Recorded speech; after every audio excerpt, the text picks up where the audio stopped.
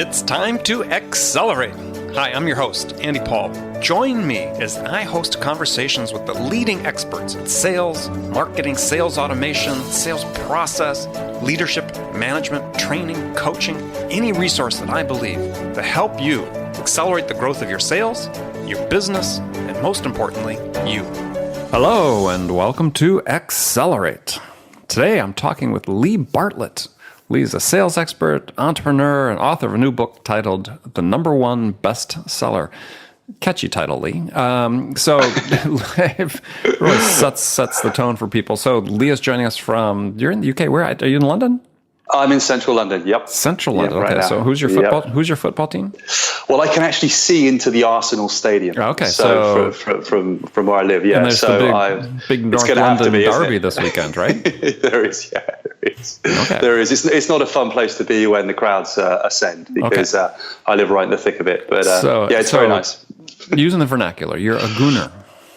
I'm a gooner. That's right. You are that's a gooner. Absolutely right. Yeah. Yeah. I'm beautiful. I'm a big football fan. So Lee, welcome to Accelerate. Now that we got sidetracked by that, thanks for having me. So maybe take a minute, introduce yourself to the people.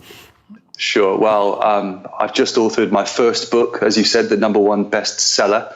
It's a book about my interpretation of sales excellence, and specifically what top salespeople do differently from their colleagues and their competition. Now, there's an enormous wealth of sales literature and sales information out there, sales resources. And I wanted to create something unique, Andy. So what I did was I looked over the first 15 years of my sales career. I was lucky enough to have a very successful sales career. And I tried to isolate exactly what I did that allowed me to consistently win the largest mandates in my industry. Now, the focus of the book isn't on sales skills. You can get that from one of these vast array of resources. But it's on kind of the glue. So how does a salesperson take sales skills and combine them with a mindset and a strategy to consistently work themselves to the top of any sales organization? So I hope that that's well represented in the book. And I'm delighted to be here and to talk to you about it. Well, good. Well, happy to have you with us, and especially since we get to talk a little football and all that. So, football in the European sense, right? So that's right. Unless you're a big National Football League fan, right? I mean, have you gone to the games in London? Not lately. No, okay. No. Right. I've taken my eye off the ball a bit, so to speak. Pardon the pun. But no problem. But I'm sure I'll be. Winter's coming. The season's about to begin. Time to re-engage. All right. So early in your book, you talk about your definition of hitting the target, which I thought was an interesting perspective, and one that we should talk about because I think it raises a bunch of other questions that are also worth discussing, which is, so one, you talk about your definition of hitting target is based on hitting your personal goals and not necessarily those of the company. So explain what you meant by that.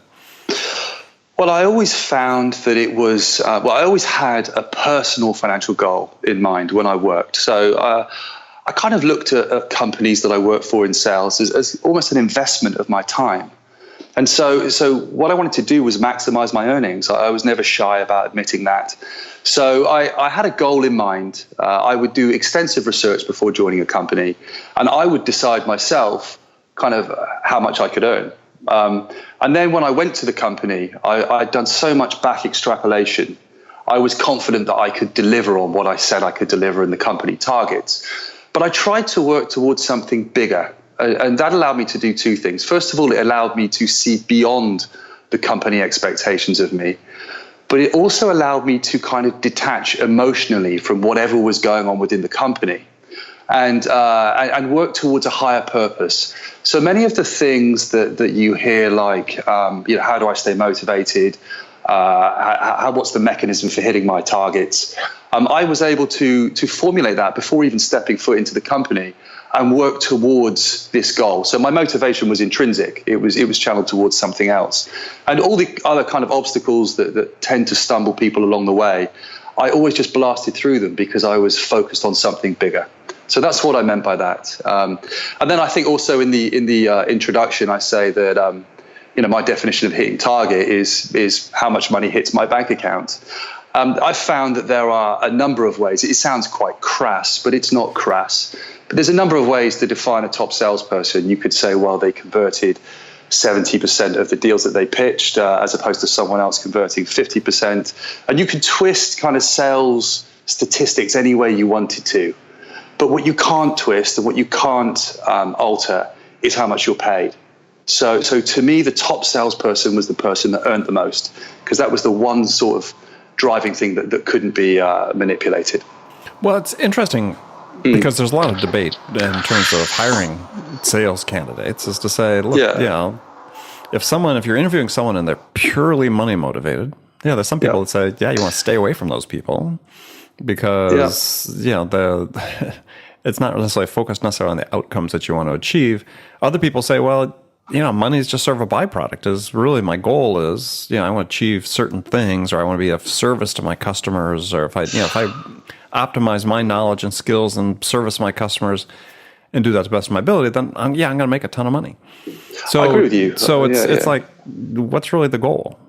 Well, it's not that it's out of sync. So what I tried to do was let me rephrase it. Go ahead. Yeah, go ahead. Across a broader spectrum is, for people listening to the show is, we talk about this issue, and you raised the question, the word motivation.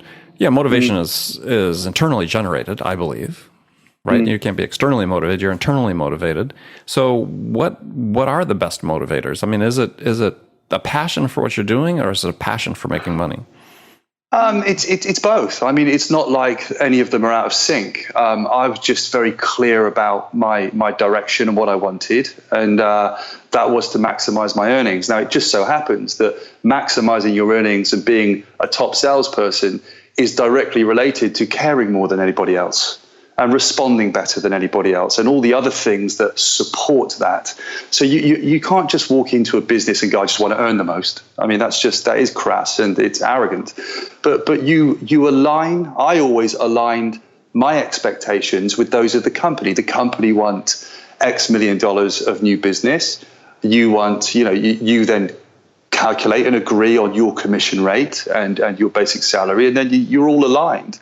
And then you go to town, you go to the business of getting the job done. And that involves caring a lot more about people and your customer and being intrinsically motivated and all of the things that are channeled towards achieving that. So it's not as cavalier and crass as it sounds, Andy. It's, sorry. No, I wasn't accusing being crass or cavalier. But the thing that served the second question to that, and this is a topic that I've been talking about more on this show and with other folks off the show is we're sort of entering into this age where there's greater amounts of technologies. You and I talked about this before we came on the air. Greater amounts of sales technologies being applied to the process. The processes become a little more rigid. So in your case, I mean, you really put in place, and I think back to my own days, as a salesperson in the field is there was a process, but ultimately I did what I thought was the best process for me, not necessarily adhering strictly to what the company wanted, even though aligned in terms of the goals, but not necessarily the process. And so the question is it okay? Because, reading through the book, you come across a little bit as sort of a lone wolf in some cases. Not that you weren't a team player, but I mean, it comes across a little bit that. And I think top salespeople sometimes have that, right? As they are different perhaps than some of their peers that they're working with in terms of their perspectives on things. And the question is, as a manager, how much do you encourage that, or how much do you try to dissuade that? Because you can't necessarily have a whole pack of lone wolves out there, but in some cases, that's the best thing. Should salespeople feel empowered to sort of have their own ways of getting things done if they can achieve the same aims as the company and achieve their personal goals? Well, it's an enormous topic, isn't it? I mean, I never set the rules. So I've worked in various different environments. I've worked in enterprise sales. I've worked in transactional sales for very high value transactions, very short lead time from pitch to decision. And the rules of the industry and the company are defined. So all I ever did when I went into a new job or a new role was to look to the current top salesperson and see how they were playing the game better. So, they seem to be able to, they're the top salespeople. They've taken what's available to them and they've made it work for them as best they can. Now, I don't know any top salespeople ever that I've met who aren't money motivated. So that intrinsic motivation to maximize your earnings as well as do a great job is absolutely key. So when I used to hire salespeople, I was more interested in how hungry they were than I was. You can teach the rest. The rest is easily taught, but are they going to respond quickly? Are they going to look to maximize not only their own earnings, but the earnings of the company because they're in sync? So it's a kind of big debate, right?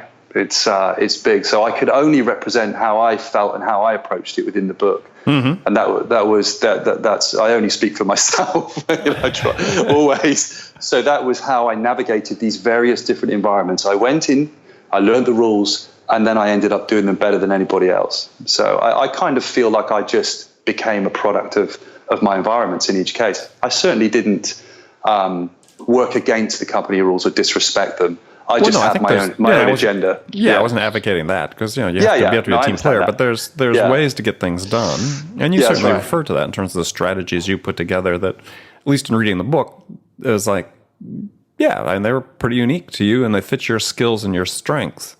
And my question was really motivated by, I think, I see environments more often these days than I used to in the past, where that individuality is being discouraged. Yeah, but then how do you differentiate yourself? How do you, if you're just doing the same, if there's a strict process and you're doing the same as everybody else, what's the point in you? You can automate it, can't you?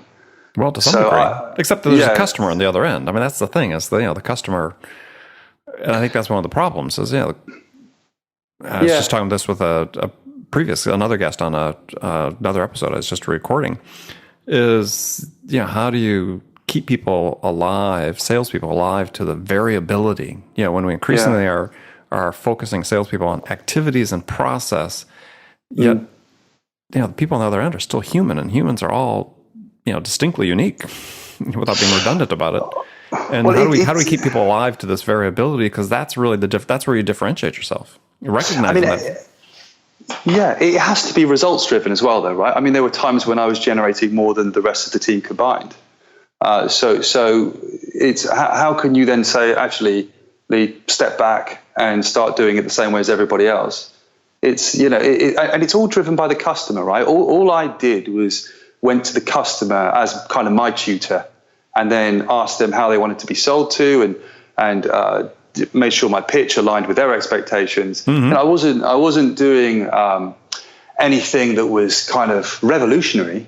I mean, really, I was just responding immediately to most things. I cared more than most people. When I went into pitch, I really did care on the outcome for that customer. And that comes through. And what happens, as you know, is you start to build rapport, repeat business, it starts to grow, you become a trusted advisor, and it escalates from there. So it's an interesting topic and discussion.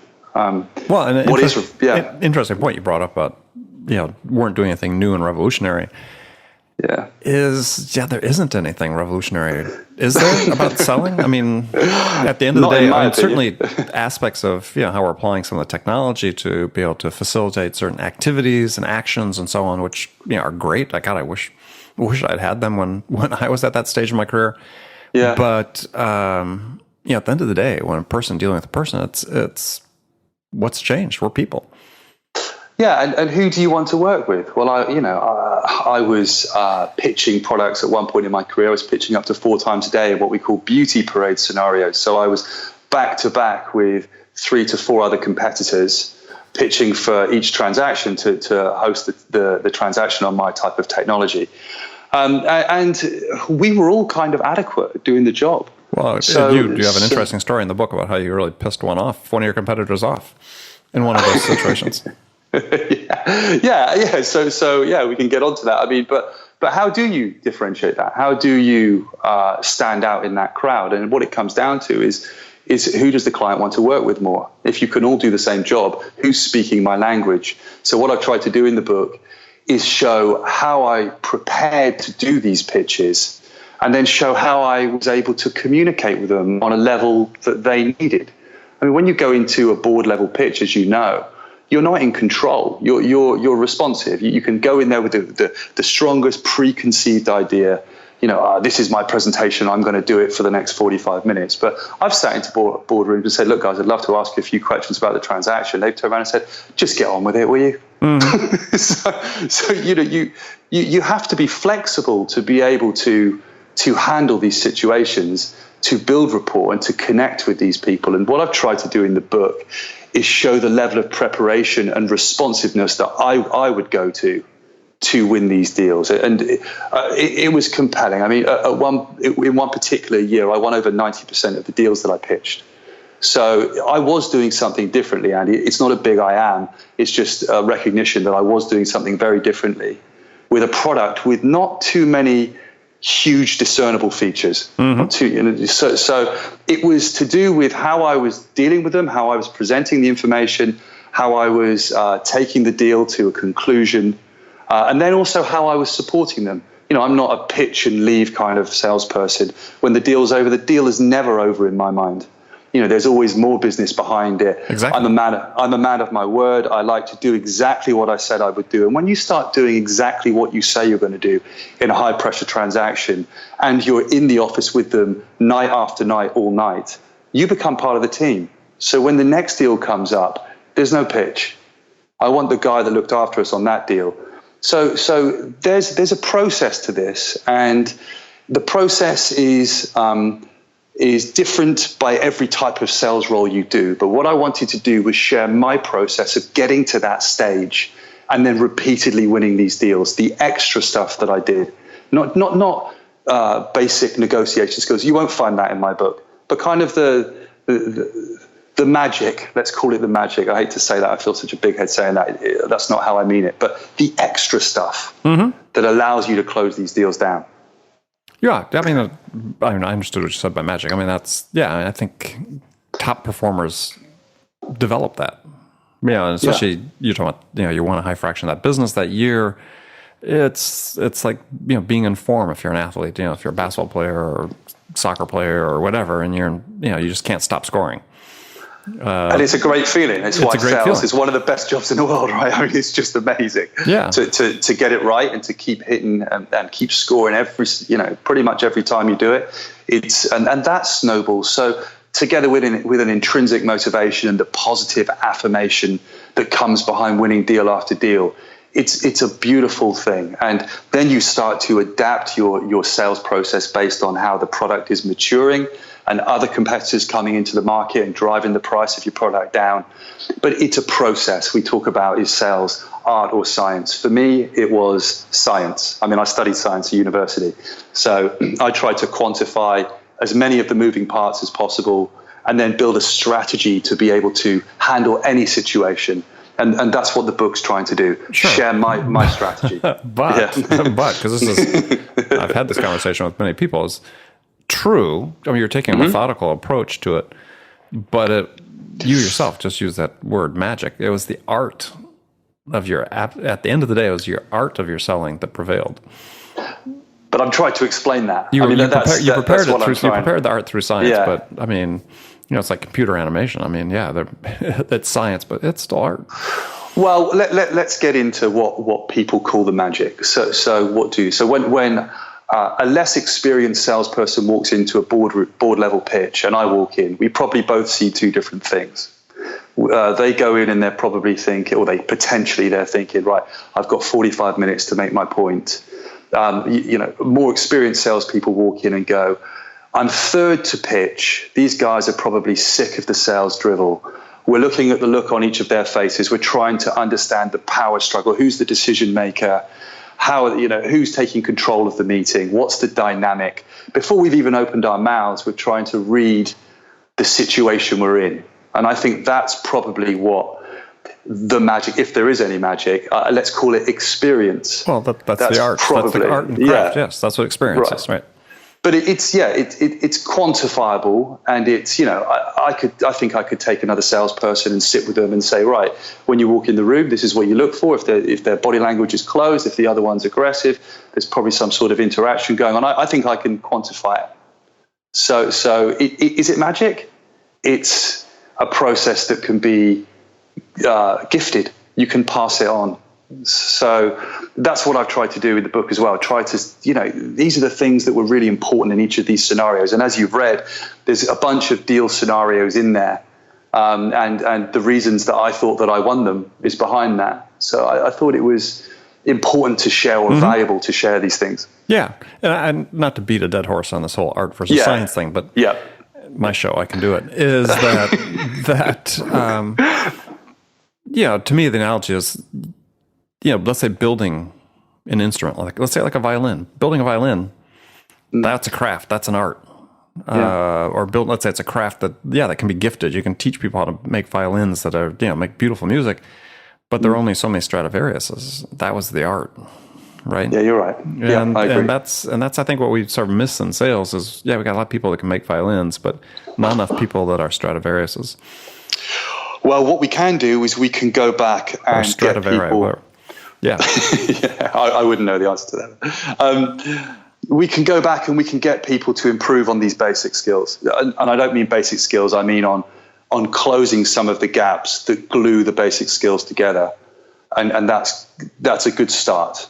Because then it's a matter of application and experience. Right. Because that's exactly right. Because fundamentally, when you got into that room, it was about your behavior and your habits, not even necessarily your skills, although you could say, okay, if we practice our habits enough, they become skilled, which is fine. But I mean, it's those, as you said, fundamental behaviors that create the perception in the minds of those people that are bored out of their skulls as they wait for you to make your third pitch.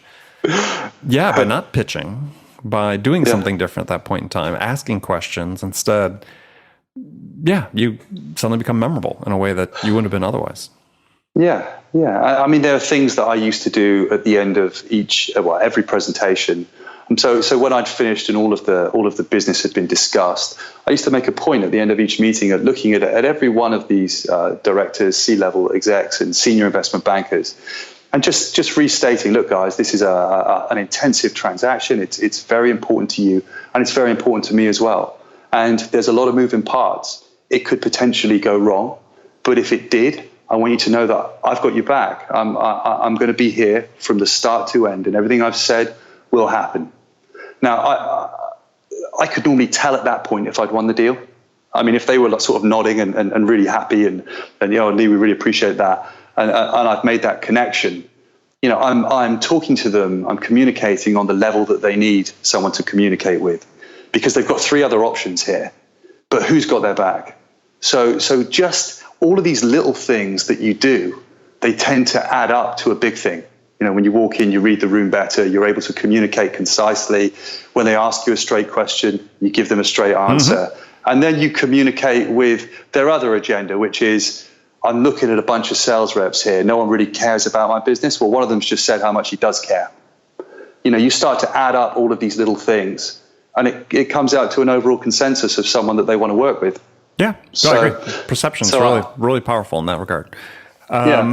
All right, so I want to talk about something else in the time we've left in this segment is which I thought was interesting in the book. You brought out about how to choose your job, and for sales reps to choose their job, and what you talk about really is, you say, how to choose what product to sell next.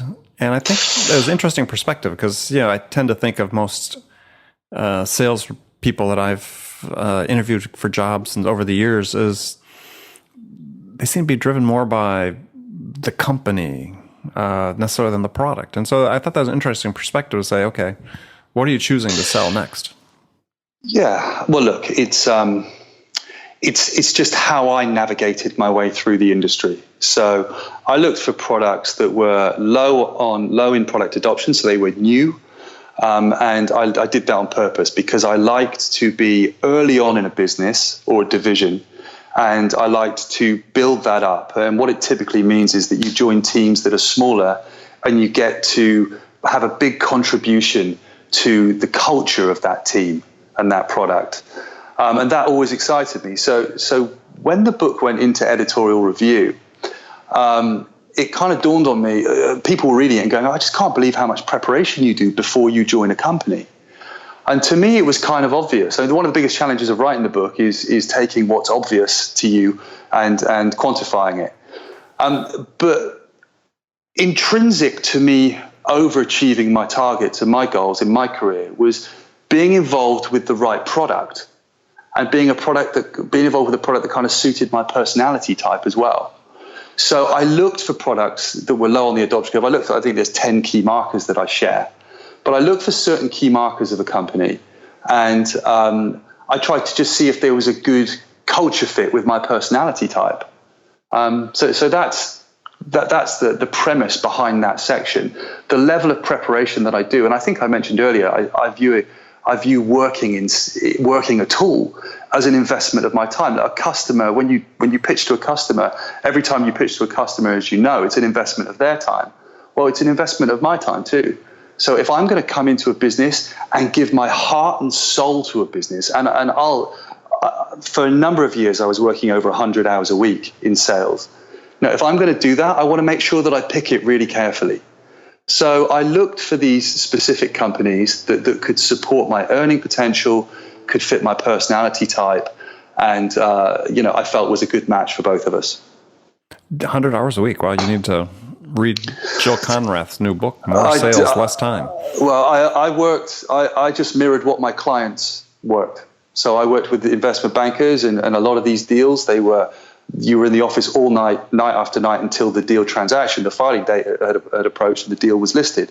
So I was one of the team. That's the way I saw it. And that's how I wanted them to view me. So I just fit the mold.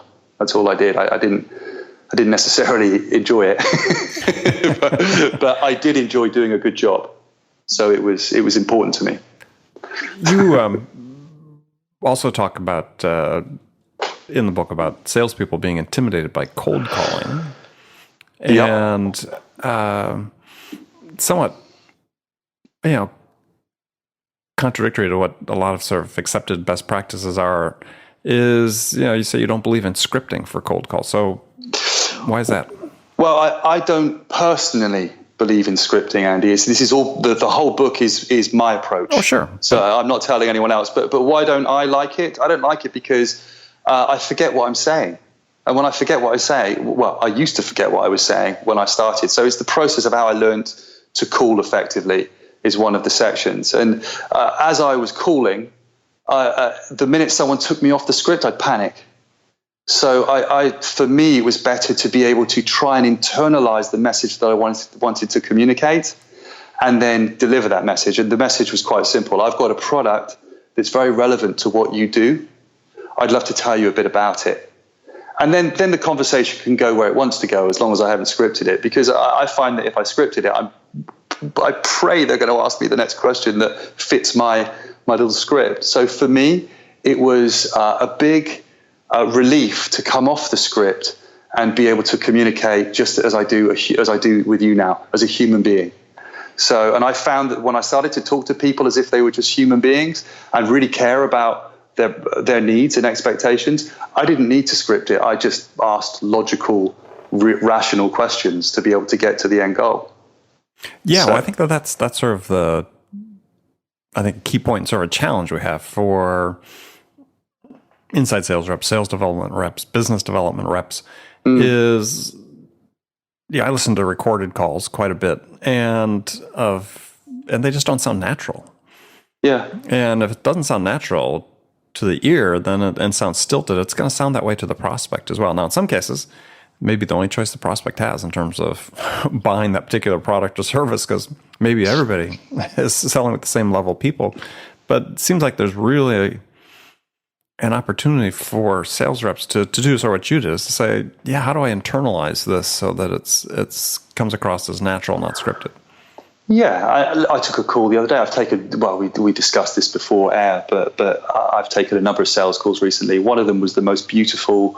I was so proud of the chap that called me because he just called me like a human being and explained who he was and the purpose of the call. And he was sincere, and he executed a non-pushy, a well-executed process. At the end of it, I said, I just want to congratulate you on a beautiful sales call. I'm a salesman, and I appreciated that. Made his day. But then I've taken some recently that one of them decided that but you didn't buy anything, though.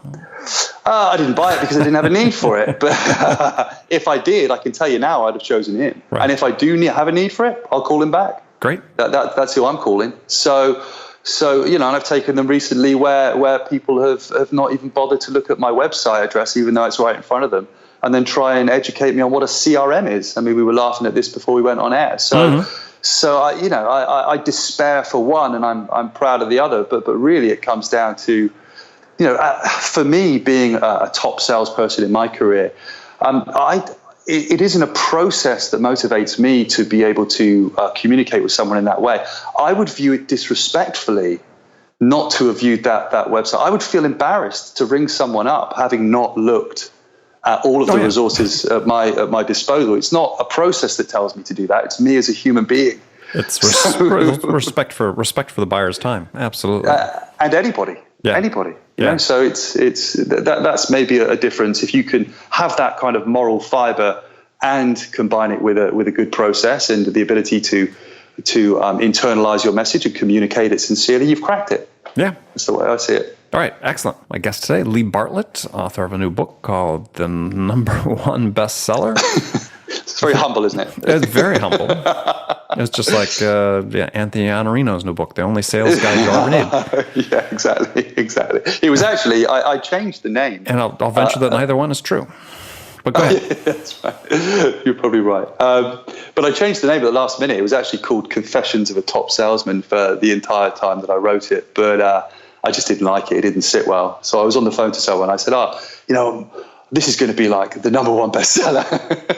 Well, it kind of stuck. So yeah, I mean, the thing is, you put that out there in conversation. I can guarantee you, people listening to the show, I'm sure most of them have gone to Amazon and said, "What's the #1 best-selling sales book?" So exactly. It's not Lee. So we're inadvertently selling books for someone else. So okay. Got some standard questions for you. I ask all my guests. And First one is hypothetical scenario.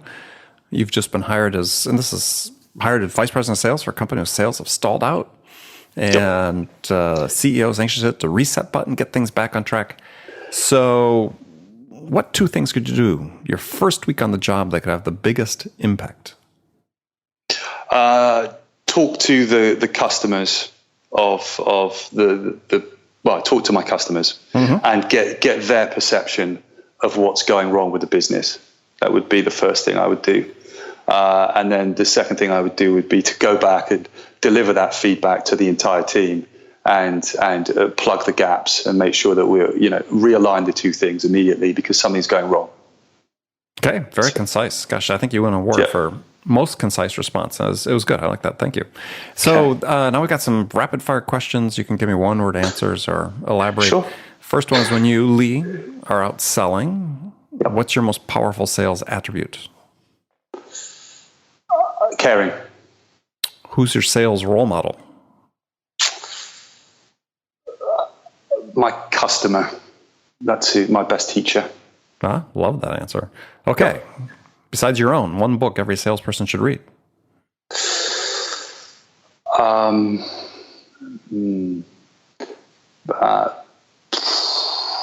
Crush It, Gary Vaynerchuk. Just for motivation, yeah. Mm-hmm. Yep. Okay. And I thought if the blank space went much longer, I was just going to edit in my own title. And so that's the default. When guests can't answer, it's one of my books. I gave that real thought. You know that I really put thought into that. All right, last question for you is what music's on your playlist these days? Ed Sheeran, Photograph, is the song that was playing before we got onto the podcast. Very good. All right. Mm-hmm. Isn't he being sued for plagiarism? Is he? Isn't that someone else? No, somebody's sued him too. Everybody's being sued these days. Everyone's getting sued. Yeah, can't keep up with it. I don't have any notes on a scale. I mean, eventually I think I start repeating. Great song, though. It is a great song. All right, good. Well, thank you for being on the show. Lee Bartlett, thank you very much. So tell people how they can get in touch with you. Thank you for having me, Andy. I really appreciate it. My new website, leebartlettbestseller.com. My Twitter handle, #1 bestseller. LinkedIn, please do connect on LinkedIn. Love to hear from you guys. And I'm out there. So got another book coming out end of next year, the #1 best startup. Working on that at the moment. Excellent. Okay. Yeah, Would love to connect with anybody. Thank you, Andy. I sense a theme. So good. Well, thank you, Lee. And remember, friends, thank you for spending your time with us today. And remember to make it a part of your day every day to deliberately learn something new to help you accelerate your success. And easy way to do that, take a minute, subscribe to this podcast, Accelerate. That way you won't miss any of my conversations with top business experts like my guest today, Lee Bartlett, who shared his expertise about how to accelerate the growth of your business. So thanks for joining me. And until next time, this is Andy Paul.